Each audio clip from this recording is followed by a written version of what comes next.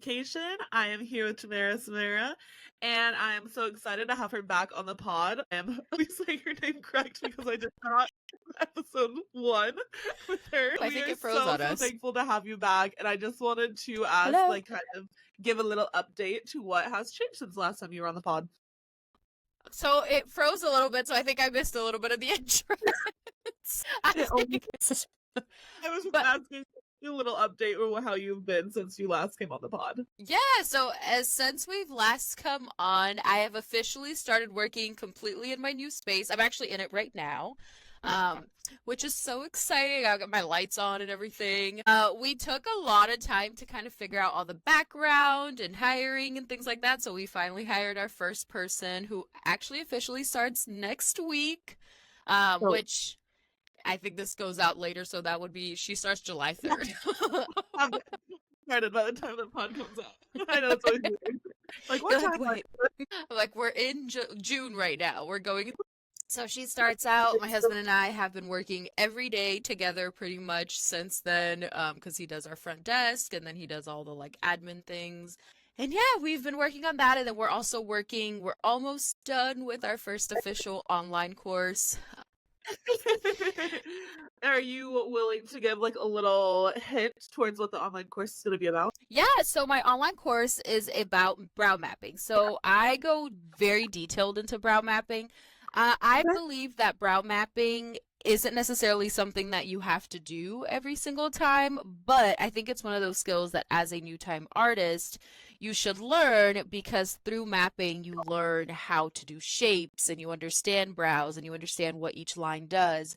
And so I like to consider my course, I even say it in the course, that it's a kind of an artist or like an advanced art class, so that you can really break down the human face, how brows are placed, how you would draw brows. If you've ever taken an art class before, you know that they'll give you like, they'll have you draw out a face and then they'll put lines where you mark things and then you kind of start creating the organic flow of it.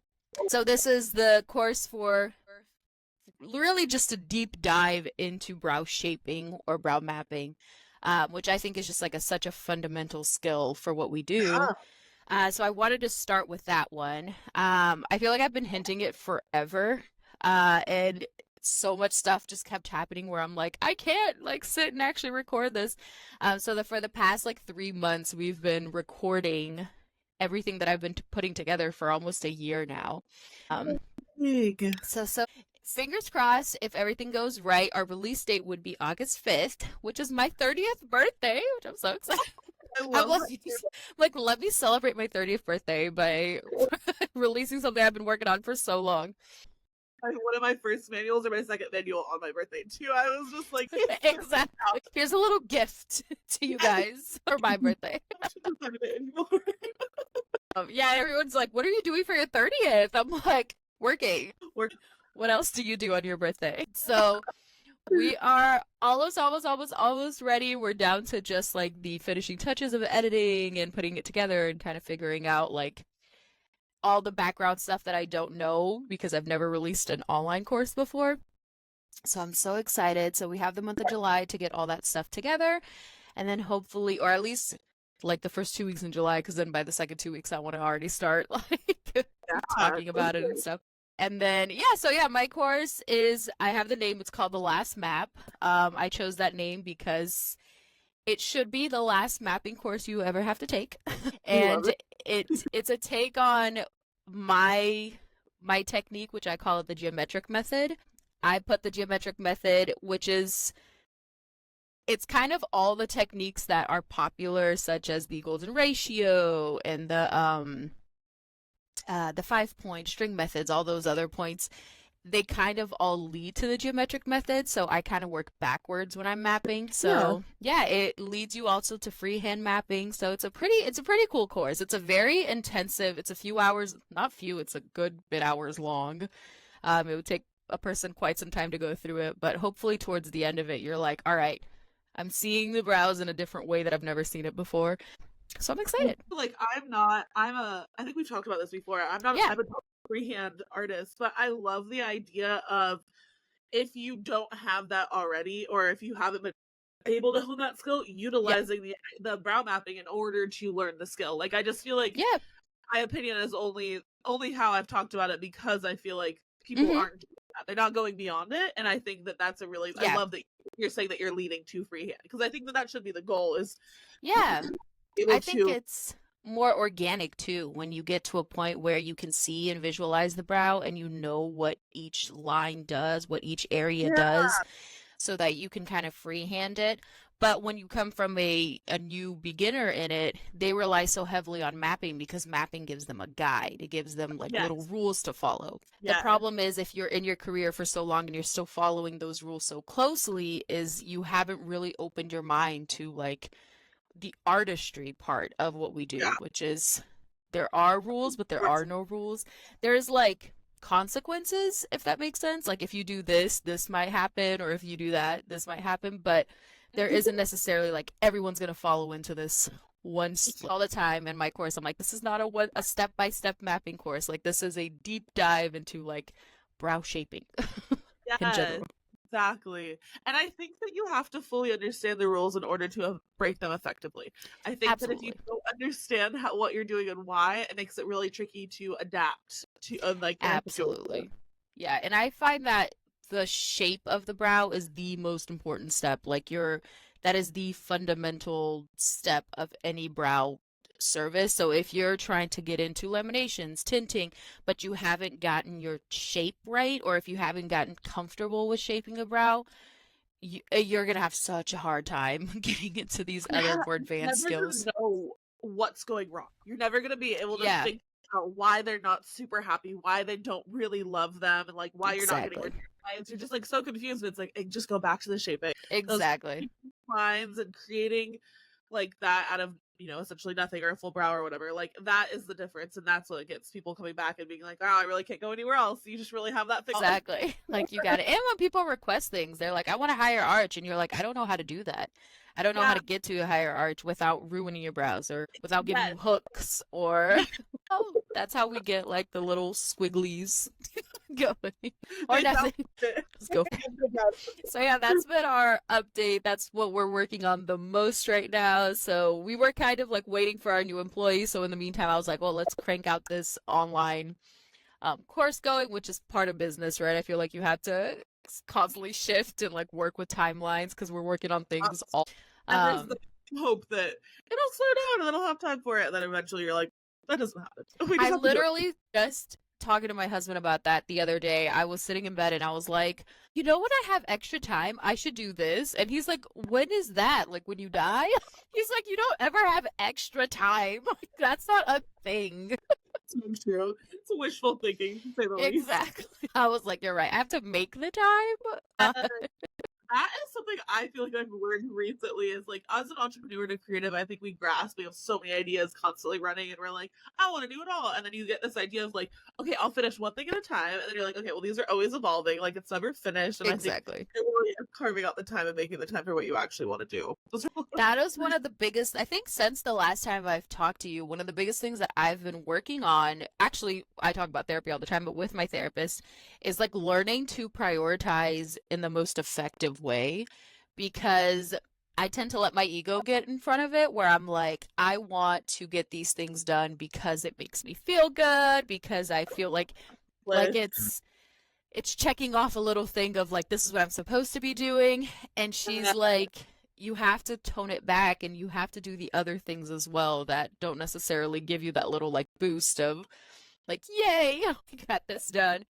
I And think so as small business owners, we tend to put like our emotional like mhm, stability and our body and our health and like different things like that that'll go in the back burner. Like I just need to for put more sure, boxes and then I'll feel better, like that kind of a thing. And I totally agree absolutely. with that. And if you don't learn how to prioritize, like there's some things that it isn't the chicken or the egg. Like there's absolutely, or it's the chicken or it's the egg. Like you have to pick one or the other. And that's what I was having a lot of trouble with. I was like, I would just want to work on everything. And so I was getting so overwhelmed. I was like, there's Ah, all these facets, especially now that my business has gone from being a solo entrepreneur to like now it's first my husband and I own it together, but then also we're expanding and bringing in more people everybody needs something different from me. And if I don't learn how to like manage that, if I don't learn how to prioritize, like what absolutely needs my attention now, what can I leave it for later? What can I delegate out? Like if I can't actually put that in writing, you're working so hard, but it's mentally and you're not producing, which is Yes. Well, and it's you don't just exhausting. have only yourself. Like you're not like, okay, well, if something falls to the wayside, it's just me. Now you have other people that you have. Exactly. Well, it's a really big reality that it's hard to swallow at times, I'm sure. Absolutely. Like you are responsible for people's livelihoods. Like that is a Yes. very like one of the things that took me a while to like really I think that's why it took me also so long to really like be like, yeah, I'm hiring. Like I was so scared. I was like, oh my God. Like the moment I say yes, I'm like, this is the person's livelihood that my It's so decisions impact them. it's so funny that you say that because that's the like exact reasoning when people ask me if I'll ever hire, and I'm like, no. Like my reasoning is always that like I don't want to be in charge of somebody else's livelihood. Like I know I am way too chaotic and crazy. I have not dialed it down. I haven't figured it out. Like I can't be responsible for You're somebody like, else. I have not figured out the I have no balance. Like I know that for a fact. Like I would never bring somebody else into my crazy. If I I'm a kid, have been forced to find the balance because I'm yeah. like you have no other choice or you're just gonna sink. Like it's like this, you're constantly fighting and you're like, wait. But yeah, the technique that she showed me of like just once a week, I sit down and I have like a brain vomit of like everything that Okay. I need to do. And I write it down. I actually physically write it down and then I look at it, everything, and then I go based on like timelines, like which one Oh, is the most important. Helped me a ton because first I'm seeing it on paper, it's not all in my head. So I can already look at the list and be like, well, my husband can do this and he can do this and he can do this. So I can already pass things off to him. And okay. then all the time that I have office hours that are admin hours that I'm not working with clients, now I know what to do with those hours. And the Yeah. stuff that's on the list that I put away has been accounted for. So I don't have to Okay. physically like or mentally think about them. I'm just leave it there. Eventually I'll get to it because this is more important. Which was great I because love. like in May, for example, in May I took a complete social media break. I kind of just posted what needed to be posted, like contractual agreements, but I didn't really create content. But in that May, I knew that my June was going to be intense because I was going to be filming and stuff like that. So I was like, let me go ahead and create all my content for June in May for the last 2 weeks of May because then it's everything is just being posted as it goes in June and I can focus on this other project which was my online class. And so that way I can like space it out and I can know when to drop it. So the first two and a half weeks of June, all my time went into my courses, editing videos, doing everything like that, which I got so far ahead. And now the last week and a half of June, I'm creating all my July content. We have our new artist starting, so I need to make sure that her space is well taken care of. That all her my husband does the admin, which is nice, so he got her like situated and everything like that.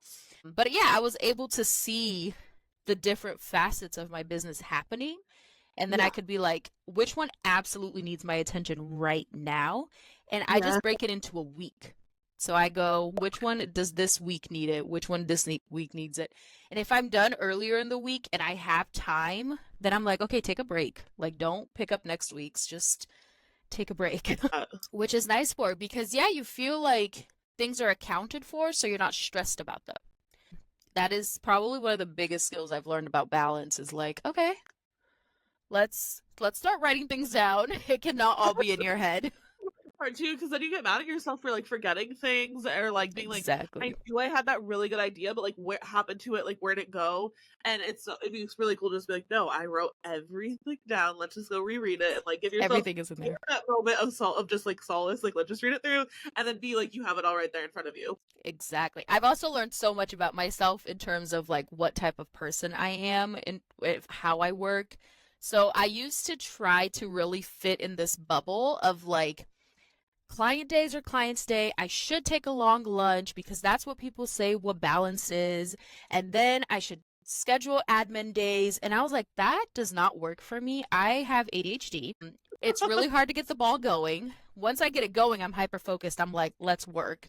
But it's Yep. really hard to get the ball going. And so what I've noticed actually, the what works for me is I have a little office table in my room that I take clients as well. It's like a little tiny desk just off to the corner. And I keep my computer open to what I'm doing, and just in the 5 to 10 minutes in between each client that I have, I sit down and I do a little bit more work on anything that I need. And that helps me way more than if I were to be like, days, I'm going to be on the computer from 9 to 5 and I'm going to get all this work done, because I cannot hold my attention for that long. That's Where valid. the clients coming in, it breaks up my work. So that way I'm like, okay. And yes, I sacrifice lunches when I eat at my desk when it comes to um like the work day and everything like that. But it actually rests me more, because then when I'm off, like instead of taking Yeah. that extra day, I'm off. I'm like, okay. Or I can actually work on something else that I can't be doing in the middle, like taking models or doing trainings. And so I found that I guess I was trying to put my idea of what balance looks like for other people, and I was trying to put it on myself. And I'm like, my brain doesn't work like that. Yeah, as somebody who also has ADHD, I completely agree. I think that one of the biggest things that I did wrong the first few years of my business was trying to be the ideal business owner who did Yeah, this. And I remember struggling and drowning and just being like, I can't do this. Like, I'm not normal. I'm not neurodivergent, or I'm neurodivergent. I'm not exactly. normal, and I can't just like do these things in this way. And I do think that the superpower is really realizing that you just like get a little introspective and sit with yourself for a bit and be like, how Yep. can I get actually done? Like, how am I going to actually do this? And then I feel like the other really cool part is, as a brow artist and an educator, I think one of the things that I have a difficult time is when I'm at home or like doing my admin days, it's hard for me to get into the idea of a brow artist. Whereas when you're at work, you're in the thick of it, you're Yeah, creating brows. So I feel like the ideas flow a little bit easier. Like, oh, I did that. I wonder if anybody else does that too. Like while I did this or absolutely. I mean, this. as I was working on the course too, it was really cool because I had the curriculum and then I was going like detailed into one of the things. And I mean, you've created educational content, so you understand. It's really hard to put into words what you've just done your whole life, like, or for your whole career. Like, Yeah. you just do it. So it's hard to explain it to people, be like, because you're not thinking about it, you're just doing it. Oh, And so except it was really cool. Yeah, like it was really cool to be with a client, because as I'm sitting there and I'm writing, like, okay, if there's an arch point, this is where the brow curves. Let me figure out if I'm kind of like, wait, do I do that? 5 minutes later, I have a client coming in, and I'm like, let me pay attention to what I'm doing here. Let me put into words. Like as I'm doing, working on the client, I'm like, oh, this is like what I have to explain. yeah. This is what happens. Because yeah, when you're just completely separated from it, you're like, what did I do again? Like, Yeah. You're like, hold on. What do I even do differently? I think I do everything the exact same. Like, it's so hard to exactly. figure out the steps or what is even happening. No, I 100% agree. Exactly. That's what I was talking. I think we talked about it on DMs too, because I purchased your threading manual, Yeah. and our new artist, she wants to do threading as well. She wants to get into threading, and so I we love had a that. training day, and I was like, I've never taught threading Yeah. before. We talked about that. I just kind of like started doing it. And so it was funny because I was like, wait, I didn't even think about stuff like that. Like, this is the hair zone. This is it. I was just like, I know I aim it this way. Yeah. So it came in very clutch where I was like, great, here it is. Like, read this manual. No, I remember before I did it, I was like, wait, like, what do I do? And then, like, the more I, like, worked with people, I was like, you don't just know that. Write that down. Yeah. You just don't know that. Like, write that down. Like, okay, like, it took a while, though. I mean, I always say that, like, I feel like I understand why textbooks have so many editions. I'm like, my manual is on, like, its third edition already. Like, and it was so much that I was missing that I was like, oh, yeah, duh, you don't know that. No, that is the exact reason. So my original goal with my online class was that I was going to release my entire shaping and tinting course that I do one-on-one with people. And Okay, as yeah. I've been working on this tinting course that I do with a person by themselves, like in person, I started to realize, I'm like, there is so much that you don't know that I thought you would just know, and I don't know why I thought you would just know. And I know. so what was the goal was to be like, let me release this big awesome online course. I was like, if I do that, it's gonna be like, I don't know, 40 parts long and it's going to be intense. So I was like, okay, break it up into like different portions. And as I'm teaching one-on-one, the one that everyone always, because in my one-on-one courses, I give them a questionnaire and I make them give me like very detailed what they're having trouble with. So I customize the course to them. So I'm not wasting time teaching you something you know. Absolutely. And so every single person is, I'm having trouble with mapping, I'm having trouble with shaping, because they've taken courses and it's just like almost assuming they know things that they don't know. And so that's where they're having trouble with it. And I started to notice, I'm like, we had to deep dive so much. And I've taken so much time into that now the length of the what I thought was going to be the full course is just the mapping alone. It's like 8 Oh, parts with like parts within the parts, and each video is yeah. like 40 minutes because it's so much to explain, that you just don't realize because you have to do everything. Like you have to explain every single little. And some people pick it up quicker, and some people, unless you explain it, they're like, I didn't see that, I didn't understand that. Yeah. And I have to realize, I'm like, it's taken me 13 years to get here. Like, this is a lot of information.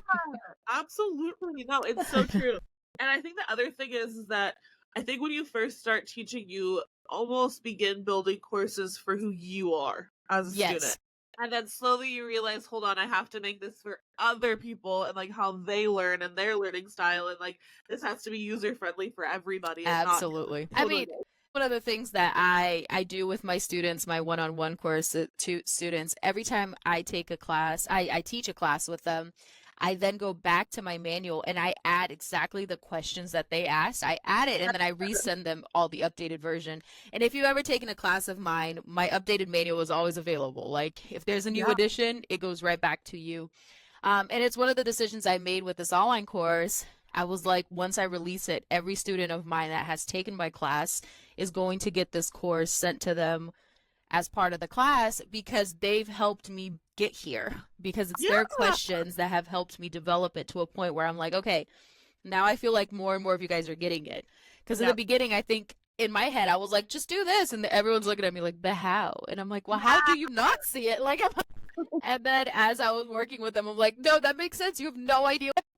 No, it's hard. It's hard. I feel like the benefit of like being an educator is most of us are like kind of forever learners, so we're okay with like as much as we want to teach, we're also learning the entire time. That is one of the things. And I think this lesson goes for everybody. If you're an educator, if you're a business owner, if you're just starting out as an artist, working for somebody, whatever it is the fact that you have to allow yourself to not know things. Once you learn things, you're actually going to go back and be like, dang, I don't know so much more. And you're never like, the more you know, and they say this all the time, experts are the ones that are usually the ones that are more humble and being like, I don't know.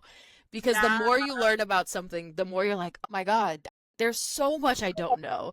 It's kind of like in college, whenever you take that like one-on-one class where like I don't know, like psychology one-on-one, and then you come out and you think you're a psychologist, but the more you advance in it, the more you're like, I don't know anything.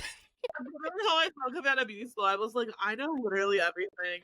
And then now looking back, like, I don't think do I know anything? Like, I'm like, hold on, no. The struggle for me is that, especially if things take a while to develop, I have to really, really like hold on and be like, it's okay if it's missing some parts. Like you can Yeah. develop, because I will never get things out, because as I'm working on it, I'm learning new things and I'm like, this feels dated now. Like Yes.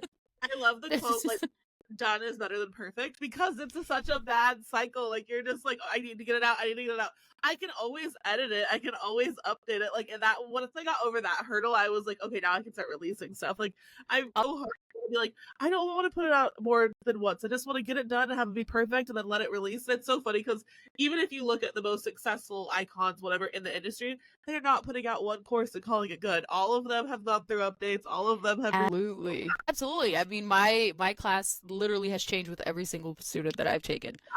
On every single student has completely changed the way I view things, and I can go back into my toolbox and be like, you do something similar to this student, so let me bring this out, like showing them Yeah. like different ways to do things. But I think that's a lesson in everything. I think that if you're learning a new skill, if you're a brow artist and you're trying to, like, you're a baby brow artist, you just started. You have to allow yourself to be where you're at right now, like your skill level to be where you're at, without, if you get into that headspace of like, well, I just need to really learn it and then do it, you're not doing the it's done is better than perfect. Like, get it done and grow from there, Yes. because Yeah, you cannot learn. after. I think that's the biggest thing is like just don't be done with it when you're done. Like if it's not perfect, Exactly. make it better, but like release it, put it out into the world. Like Yeah. One of the things I always teach my students with, I do a little tidbit on social media. I'm like, put it out. Even if you are not like 100%, it's not perfect. Put it out. You have to release some of those things, even if you're like, I don't know, because you will not learn if you don't do it. You have to do it, and that goes with every single facet of business, every single yeah, facet as an artist. The whole like hiring people. I was so scared. I'm like, people's livelihoods are in my hand, and it feels like you have such a slim area to make mistakes on because it impacts people. But what I've put in my head, in my like, to make peace with it, is that like, as long as I'm honest and as long as I am willing to take on feedback and be like, you're right, I made a mistake, let me yeah. try to fix it this way, most people are very. Hello, it's me, Tamara Samara. I wanted to share more about my new online course. It's called The Last Map, A Guide to Brow Mapping, because I believe it will be the only brow mapping course you will ever need. This course includes over 9 hours of footage breaking down brow mapping as the foundation of every brow service. You will find a detailed explanation of my unique geometric method, which aims to train your eyes to eventually map brows without needing the assistance. The course also covers theory and examples using 8 diverse models with various brow types, addressing common challenges faced by brow artists. My goal is to guide you through my brow shaping thought process and help you break free from rigid rules, allowing your artistry to flow. The course officially launches on August 29th. I know, a little bit later than planned. We had to ensure it's perfect. Pre-sales starts August 22nd. Visit tamarasamara.com for a special pre-sale deal. Thank you. This way, most people are very, very understanding. And that's a lesson I learned with brows, because I've had a lot of people be like, oh my God, I could, especially estheticians who don't do brows, they'll be like, I could never, like, that is so much pressure. You're working on someone's face. And that is not a pressure I feel. Like, to me, brows is just brows at this point. I'm like, yep, let's go.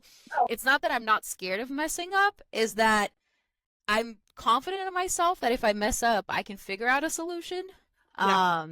And I can work with a person, and I'm very like, not self-aware, but I like to try to be self-aware of, like, if they tell me, give me feedback, I'm gonna better it. I'm gonna figure out a better way to go about it. I know the tricks and tips to, like, like, I can never add hair back, but I can always remove more. So start with it thicker and thin it as you go to find the right thickness that the client likes, like that type of stuff. Yeah. But I'm just confident in that. And so I don't walk around being like, oh my God, am I going to mess up this person's eyebrows? Like, I'm fairly confident that I'm going to try my best. And I think we're going to, And so I think that gets, like, put into my other, like, I'm trying to put that headspace into other things. Like, yes, is it scary to hire someone and to have that responsibility? Absolutely. But as I go, I'm going to learn these little tips and tricks to minimize error as much as possible. But when I do make errors, like I did with brows before, I'm going to take accountability for it and be like, okay, I'm going to try at least. Yeah. And be like, let's figure it out together. I didn't do this or I didn't do that. I think that there's the manner of, like, not being controlled by your fear, which is basically what you're saying. And I think that's a really, really strong part, because it just puts you in a box and it cripples you. You're unable to move at that point. Absolutely. Like, go forward if you're constantly living in fear.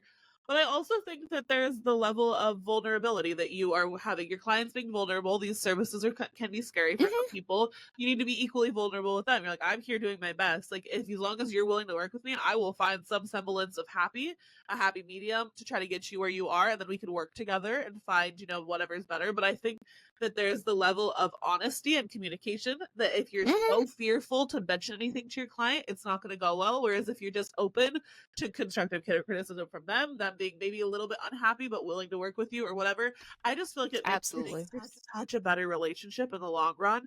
So, And it minimizes conflict. I think it was I want to say a physician that I worked on, and she was explaining to me that physicians go through training to minimize when it comes to like malpractice lawsuits and things like that. And one of the things they teach physicians and doctors is that how you approach the person that's having that conflict, how you listen to them and actually hear what they're saying, have empathy and understanding, really put yourself in their shoes and really try to, as best you can, figure out a solution. A lot of the times, most of those cases do not go into courts and become this huge thing because most people want to feel listened to. They want to yeah. feel that you are like, if the damage is done, there isn't I mean, not to say everybody, but most people, they're not trying to be like, I need to hurt you because you hurt me. That's not a resolution. They want a resolution to their problem. That's what, That's so a good like, you point. try your hardest and you come at it with empathy. Yeah. You're going to minimize conflict. And I think that goes with every relationship in this industry, from clients to if somebody's working with you or alongside you.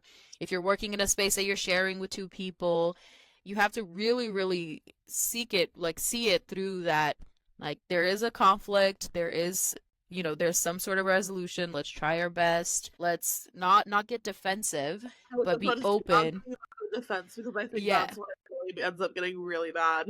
Yeah, because that defensive, naturally, you come in defensive, they get defensive, and now you guys are just two walls talking to each other. Yeah, Like no absolutely. one's really listening to the other side, and that doesn't minimize conflict. A really quick way to get somebody to be horribly stubborn. Yeah. Exactly. Oh yeah, and that is actually one of my biggest tips too. If you ever, because people ask me about that all the time. They're like, well, what if you deal with a client who's just can't be happy, who's not? I'm like, whatever you do, do not match their energy. Do not Yeah. match people's energies. If a person comes in a bad mood, you do not match their energy. If they come in with an attitude, you do not give them attitude back. Because when Yeah. you match their energy, you are giving them that fuel to the fire. You are giving them a reason to come back at you. You're also letting it affect you. Like you're letting it Exactly. affect the rest of your day, you're letting it affect the rest of your clients. Like don't put their bullshit on anybody else or yourself. Exactly. Yeah, If somebody absolutely. comes in and you already know that they're impossible to please, do your absolute best, remain calm. It's so funny because the few situations I've had where clients have gotten like unruly and just made unreasonable demands or have said something, if I speak in a very calm tone and not in a condescending way, just I understand, just they hear themselves and then they're the only ones yelling in a room. So that Yeah. feels uncomfortable. That Yeah. feels like why am I causing a scene? And they generally come down because it's like, I think why we am I all like it's the same thing, like it's are very similar. I'm just like, okay, calm down. And I feel like that all comes down to you have to really, really get your tools that work for you for emotional regulation. Yes, actually, Like, everything we're talking about is so true. Like, I think that anything in business circles back to just like make sure you're in check, and then everything else can do better. Like, I know exactly. my business feels like it's spinning out of control when I feel like I'm spinning out of control. Like, it's fine. Exactly. It has nothing to do with that. It's its own entity, but it feels like worse when you feel worse. Exactly. You have to employ, and I think this all goes back to my biggest tip: get yourself some therapy. If you're going to be a business owner, get yourself some therapy because you have to lead. You Not a very have, exactly, you have to absolutely lead with the emotional intelligence of like, this is not how I approach this emotionally matters. How I let those emotions dictate your actions, I should say. yeah. I don't know if I mentioned this on the other podcast, but I saw like a Facebook, not a Facebook, look at me, a Facebook post. I was scrolling on Instagram post. That still doesn't put me with the hip crowd. I would say maybe I saw on TikTok if it's hip, but I'm right in the middle there on Instagram. But it was, I think it's a therapist, and she goes, your feelings, every single feeling you have is valid, your actions are not. Yeah. So you're allowed to feel whatever you want to feel. You're allowed to feel literally anything. But the actions that follow are not always valid. So you have to have that emotional regulations that to not let that impact your actions. And that's That's a, as an artist, oh as yeah, a business owner, heck, as a wife, as a mother. it's so true. And That's one of the just it exactly. all, yeah, it all correlates so much. That's such a good point. That's one of the things that has been abundantly clear as I scale my business is that at the end of the day, all of this has to do with relationships. Every Yeah. single facet of my business is relationships. Relationships with the people that work with me, the relationships with people that work with me, the relation of like landlords when you're the relationship between my accountant and I, the Yeah. relationship between like every single my clients. Oh, yeah. You have to manage relationships and really figure out like how am I going to approach this relationship with the healthiest way and the best way for me and for them, but Yeah. like whatever I'm trying to get out of it, it needs to be in the healthy manner. Yeah. And so it takes so much emotional regulation. I'm not even gonna lie, and it sounds so much easier than said than done. It's like Yeah. just get your emotions in check. Yeah. Not that easy. It takes a lot of practice. And it's not perfect and you have to get it wrong. Other thing is that it's not a finish line. There's no finish line. Like Exactly. it's a marathon. You're just gonna keep going and keep going and keep That's working just on it. life. I think that's a really big part of it though. Like so much of like business ownership, entrepreneurship, anything like that, brow artist, it feels like there needs to be some end goal. And I've talked about this with another artist and in another episode about like you keep I'll be successful what? I'll feel better what? And it's just like it's not realistic. And I think just getting comfortable, like you said, regulating basically all of it, like the emotions and Yeah. just like your path and just like kind of going through life. Just trying to go through life. There's no editing. That's actually what I meant about keep my ego in check when it comes to prioritizations. When I say keep my ego in check is one of these things, it's these markers of what I think success is that I need to check my ego on. I was actually just talking to another brow artist that she actually was my first ever coaching call. Said she reached out to me and she wanted to do a coaching session. And I was like, let's try it. Like I've never done this before. Let's figure it out. And we were running into the same issue that I had about like 2 years ago and she was having now, is that I told her, do you want to work on content because it's aiding in your business and it's getting you closer to what you want to be in your business, whether it's more time with your family, more money, whatever it is, or do you want to work on your content and make that a priority because you want to pat yourself on the back because you're getting lots of views, because you're getting that external validation? Because I've had to do that in the past where I put content above everything else in my business because if my content views are low, if my content isn't performing like I want it to, I have this idea that I'm not successful. I'm not getting this like external validation. Yes. And so I had to make that decision in May of like drop the content, allow my numbers. I even posted it on my stories. I allowed my analytics to completely plummet. I literally just did no, I completely stopped posting and I was like, you know what? She did this too and she's fine. Like I need to let it go. Like it was metrics. We talked about it. I get so concerned with metrics and mine have completely tanked and that's okay. But weirdly enough, they plateaued for longer than I did. And then I'm like, whatever, it'll be harder to build it back up, but like I'll get the little dopamine for us. But like I needed the break and I took it and like it wasn't exactly. But the thing is like content creation is so much work and because I was prioritizing it, what happened was I was sitting here talking about a course that I was going to release. I was garnishing an audience that wanted that course, but I didn't have the time to make the course because I couldn't let the content go, and it was completely ego driven for me. For me personally, I don't know, this person that I coach, everybody is different, but for me personally, it was so ego driven because if I was getting viral videos, if I was getting those videos that have the little K next to it, if I'm getting these like crazy analytics that once you get it, you're like chasing it forever because you're like, that is such a high. But I'm like, that is success to me. In my head, I was like, I'm being successful, but am I though? My business hasn't changed. My business is still completely, right now, my goal is to detach my business a little bit from me so that I have more free time to do my own personal things. So if I'm just getting these views and I'm still working the same amount. Am I being successful at it? My Yeah. goal hasn't I'm not getting closer to that goal, I Right. guess I have. Artists that or not even artists, but like people on Instagram that I hear talking, and they're like, and people having the conversation about like following count doesn't matter. Like that's Mm-hmm. not that big of a deal. And like I would rather have the small community where I can make a post and have 2 comments and 2 sales versus Exactly. have 1,000 comments, no sales or anything like that. Like I think we have.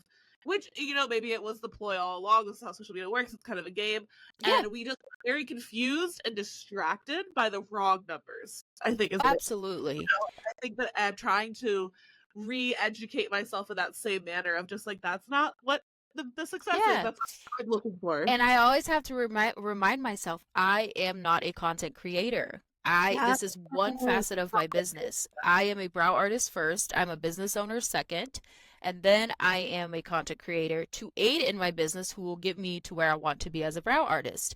I would say business and brow artistry are at the same level for me right now.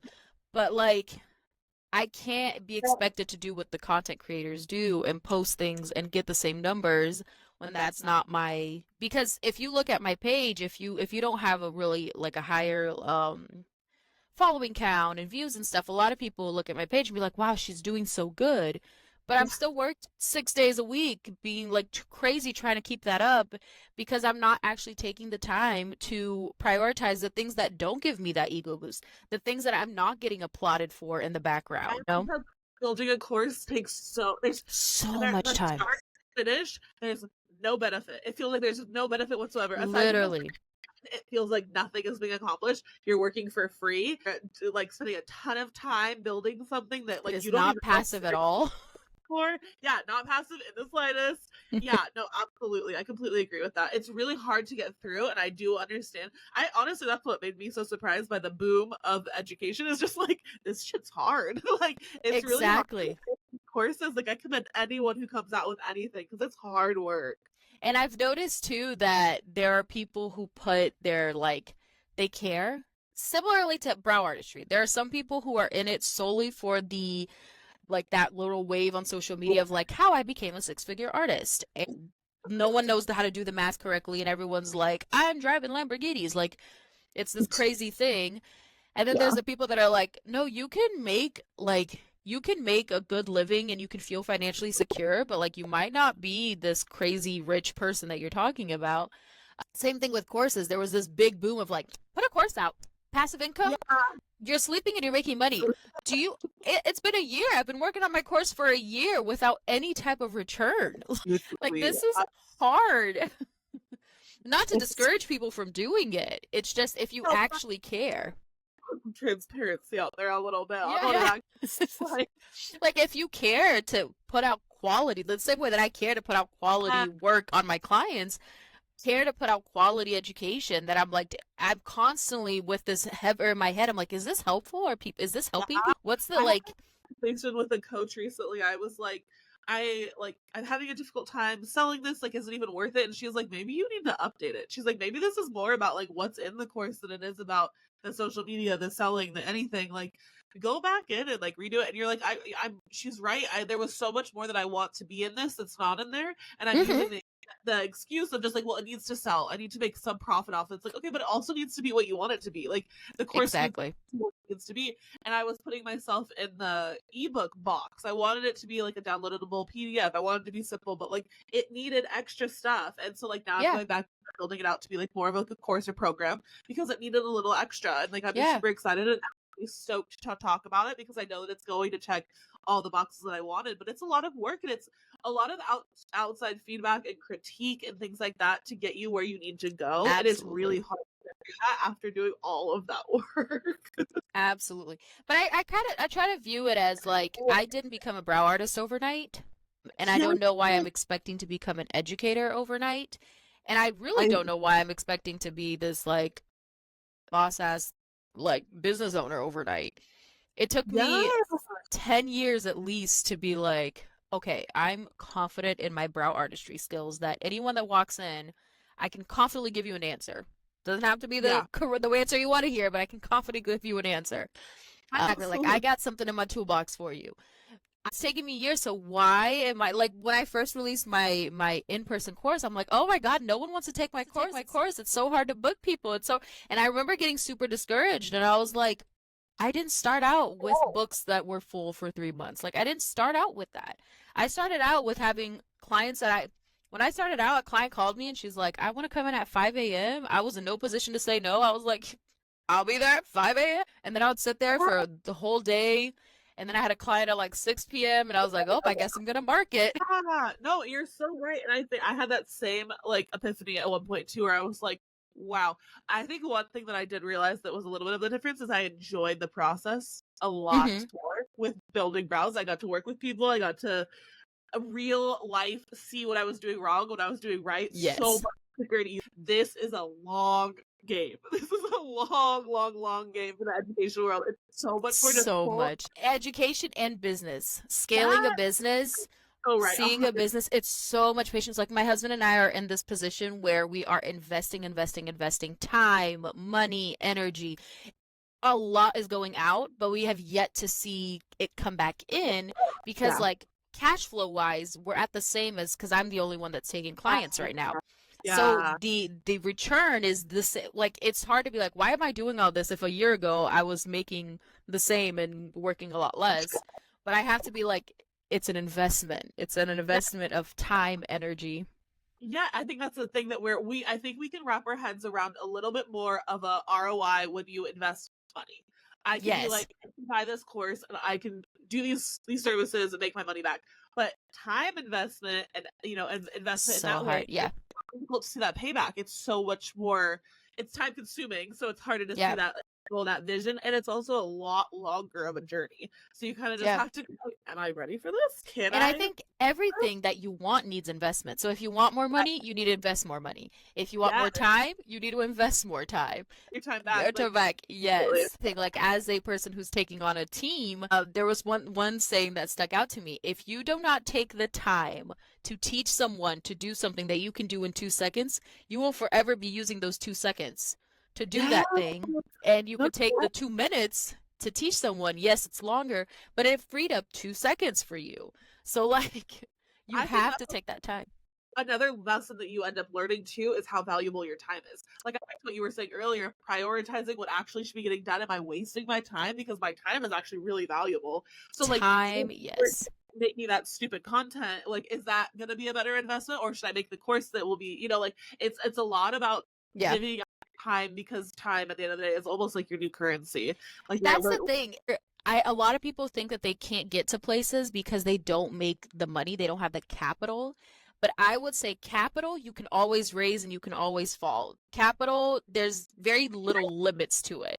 Time, you have a very strict limit. Time is very finite. Very finite. There is 24 hours in a day, 7 days a week. There's 300 and what, 63, 64 days in a year? 65? I don't know. 360 something days in a year.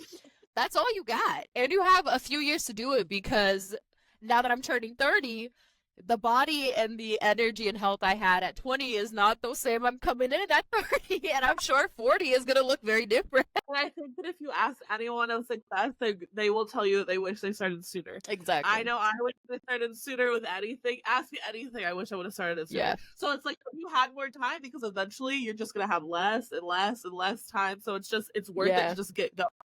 Put it out before it's perfect. Get going before you're gonna ready. lose. I think if we made decisions with our time the same way we do with money, we would be a lot better going. Because we, somebody tells me, "Hey, you got to buy this course. It's $1,000." We think about it. We're like, this is a lot of money. Do I have this to invest in me? And so if somebody comes up to you and they're like, "Look at this cool new shiny thing that you need to work on.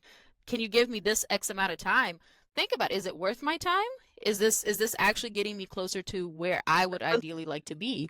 Yeah, exactly. Is this within my goals? Like at all? Exactly. Prioritization, like learn to take time as a currency. Use your time as currency, and that is the biggest thing with businesses because I know we all get stuck on capital, but as a business owner, you are going to have highs and highs and highs, and you're going to have to like, great, I have so much budget and we can really work this. And sometimes you're going to be in a really tight budget, and that's kind of how it works. But money literally is not, there's always more you can make. You cannot bring back time. You cannot make more time.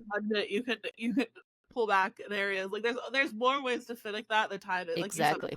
there's only so much that you have. That's it. Prioritization of time is like probably the Ah, biggest skill, I would say. As we're doing this podcast, I'm like, I didn't think about that. I know. The more we talk about it, the more I was like, wow, no, like really true. Coming out learning something. I came to talk about something. I'm like, look what I just learned. Like, I love it. Well, this has been like such a fun conversation as always. I could talk with you for hours. Thank you. But I did have one question before we Yeah. go. And I wanted to ask you, what is your current favorite brow service that you're doing? And then also, what is your current favorite brow product, whether it's professional or, consumer? I haven't really changed my brow service per se. So my strong brow service is always shape and tint. I love shape and tint. That's like my number one. I offer that. I love how it just makes the brows look fuller, and I think it makes a huge difference on my brows personally, so I think that's why I love it. Currently, the brow product that I've actually been using on myself, and I've noticed a big difference. So I don't know if I haven't had any clients use it, but it's the Cella brow conditioner, and our new artist that's coming in, she retails it in the place that she was working before. She had a whole bunch extra. She just like dropped some off for me, and I'm like, I have it. Let me try it. And I'm like, I kind of feel that fluff going. It's like a little brow serum. And I'm not a huge I haven't used a ton of brow serums before in my own brows. I'm just like that routine for me is so hard for me to upkeep. So I put it in my nightstand, and I was like, I'm just gonna like really, really be diligent about putting it on. And I was like, I can kind of see a difference there. So I'm gonna continue testing it, and if I like it, I'll start retailing it. But for now, I'm like, let me just use it on mine. But yeah, Cella brows. It's Cella, I think is the name of it. Brow conditioner. Okay, I'm gonna have to check it out. I like it. Yeah. What's your favorite professional product that you've been using lately? Professional product. Ooh, I would have to say the hybrid infinity hybrid tint line, but they're oil-free shampoo cleanser for the eyebrows, and then there's saline pump. Like they have a little saline product to degrease the skin. I took a class with Deborah, the Brow Geek, in Chicago, and she talked about the importance of really making sure that there's no oils in your skin prep when it comes to tinting, because oils would just create a barrier. And I didn't realize how much oils hid in products. So you really have to make sure that the shampoo you're using and the degreaser you're using has no types of oils or any type of hidden oils, I would say. And so I've noticed a huge difference on how my tint applies and how it like evenly stains. So yeah, it's the Infinity brand. Infinity Hybrid Tints, I think, is the name of how they actually say it. These into the show notes too. Okay, awesome. Yeah. And so they have, I think it's like the moisturizing cleanser and the saline solution. I'm saying brow shampoo, something else. I'm butchering all the names. Yeah. So I've been loving that lately. Yeah. Well, thank you again so much for coming on. Thank we you. Hope to have you back on again. This was such a fun conversation. I'm sure this is not the last. Let's play the next one. I love it. Thank you guys so much for listening, and we will catch you next week. Make sure